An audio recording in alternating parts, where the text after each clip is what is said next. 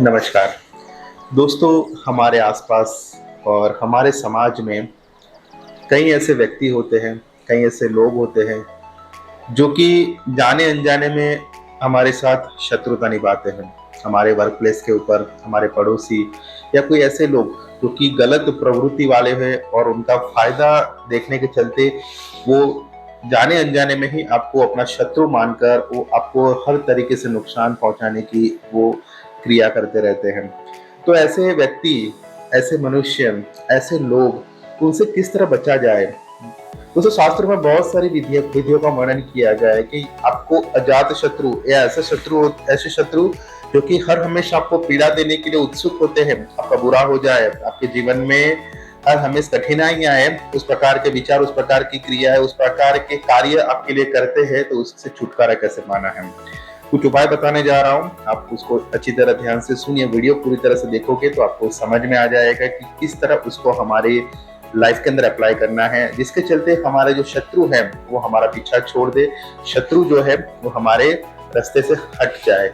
सबसे पहला उपाय ऐसा होगा दोस्तों कि आपको अपनी कोई पुरानी चंपल या कोई पुराना जूता जिसको अभी आप उसको डिस्कार्ड या फिर डिस्पोज करने वाले हो क्योंकि वो टूट चुकी है, तो आपको उस शत्रु का जो नाम है जो कि आपको जो पीड़ा दे रहा है, उस शत्रु का नाम किसी पेन या मार्कर से आपको अपने पुराने जूते के बैक साइड में उसको लिख दीजिए। यानी कि बैक साइड में ऐसा जूता है तो बैक साइड में उस व्यक्ति का नाम आपको लिख देना है। और वो जो चप्पल होगी उसको लिखने के पश्चात, ये उपाय आपको शनिवार के दिन करना है। आप ध्यान रखिए, उस उपाय को आपको शनिवार के दिन करना है। और उस जो चप्पल के ऊपर आपको नाम लिखने के पश्चात वो चप्पल को जमीन के ऊपर 3, 5 या 7 बार ऐसे पलटना है, जैसे कि हम जमीन के ऊपर ठोकते हैं, ऐसे ऐसे आपको उसको जमीन के ऊपर ठोकना है। उस समय विचार करना है कि जो कोई भी हमारे बीच में शत्रुता है, आप मेरा पीछा छोड़ दीजिए। आप उसका ऐसा उपाय ऐसा बोलने के चलते इस बार जमीन को उसको ऐसे बस 3 बार पलटिए, ठोकिए ऐसे। और आपके घर के अंदर या घर के बाहर कोई ऐसी जगह पे जहाँ पे हवाएं चलती हो, या घर के जैसे कोई आपका जो बंगलो है या प्लॉट, कोई ऐसी जगह है जहाँ पे आप अपने पेड़ आस पास आपने जो वृक्षारोपण किया तो कोई पेड़ के ऊपर, या अगर आप फ्लैट में रहते हो तो बालकनी के ऐसी जगह पे जहाँ पे ज्यादातर आसानी से किसकी नजर ना जा पाए, वहां पे चप्पल को उल्टा लटका देना है।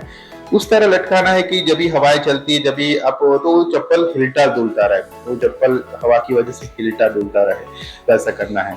ये बहुत ही कारगर उपाय, शास्त्रों में इसका विधिवत वर्णन किया गया है। इतने डिटेल में जाने की जरूरत नहीं है, लेकिन ये उपाय आप अपने शत्रु बाधा निवारण हेतु या कोई शत्रु आपको पीड़ित कर रहा है उसकी मुक्ति हेतु कर सकते हो।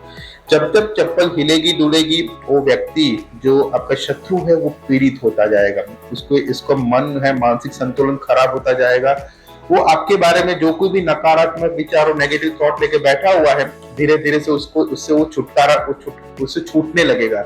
शायद जीवन में और भी उसकी समस्याएं बढ़ जाए, जिसके चलते भी आपसे शत्रुता को खत्म कर दे, या लाइफ में कुछ ऐसे उसके जीवन में ऐसे उतार चढ़ाव आ जाए जिसके चलते वो आपके रास्ते से हट जाए।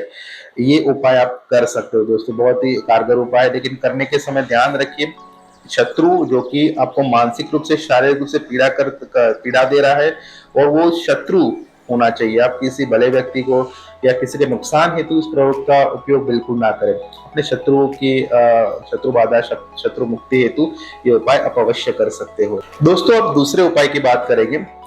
दूसरे उपाय के लिए आपको एक मंत्र बताने जा रहा हूँ। हालांकि वो एक मंत्र नहीं, एक शब्द है। उस शब्द का आपको विधिवत प्रयोग करना है। वो शब्द इस प्रकार है, अत्त बाबू। अत्त बाबू नीचे स्क्रीन पे आ जाएगा, अत्त बाबू। आपको जो कोई भी शत्रु आपको पीड़ा दे रहा है, आपको पहले वो व्यक्ति का या फिर वो शत्रु के नाम का उच्चारण करना है। जैसे कि कोई XYZ है तो XYZ अत्त बाबू, ऐसा आपको बोलना है। और समझो कि वो शत्रु आपके आसपास ही कहीं रहता है, आपको पता है कि वो मेरा शत्रु है, तो जब भी उसके घर की तरफ या उसकी तरफ, कभी उसके घर की तरफ देखो या उसके घर की तरफ प्रस्थान करो, तो 10 बार उसका नाम लेके अत्त बाबू शब्द का प्रयोग करिए, और उसके घर के समीप या घर के आसपास जाके उसके घर के ऊपर फूंक दीजिए। आप उसके घर के ऊपर फूंक दीजिए।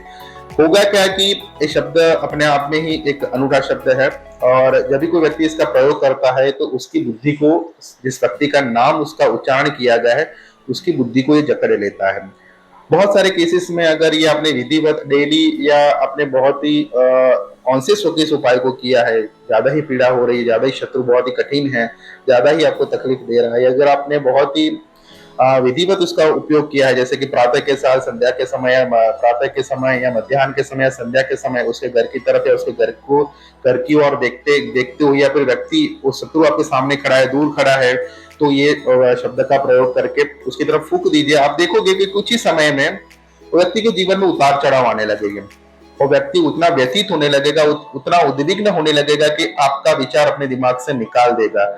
ये उपाय करने में काफी समय लगता है। हालांकि उपाय अगर वो व्यक्ति स्वच्छ मन से, सात्विक व्यक्ति है, सात्विक कैटेगरी का व्यक्ति है, और उस व्यक्ति से रियल में उसको पीड़ा हो रही है, तो यदि वो व्यक्ति इस उपाय को करता है तो निश्चित रूप से उस शत्रु बाधा, जो कुछ भी व्यक्ति से उसको पीड़ा प्राप्त हो रही है, उससे उसकी मुक्ति हो जाएगी।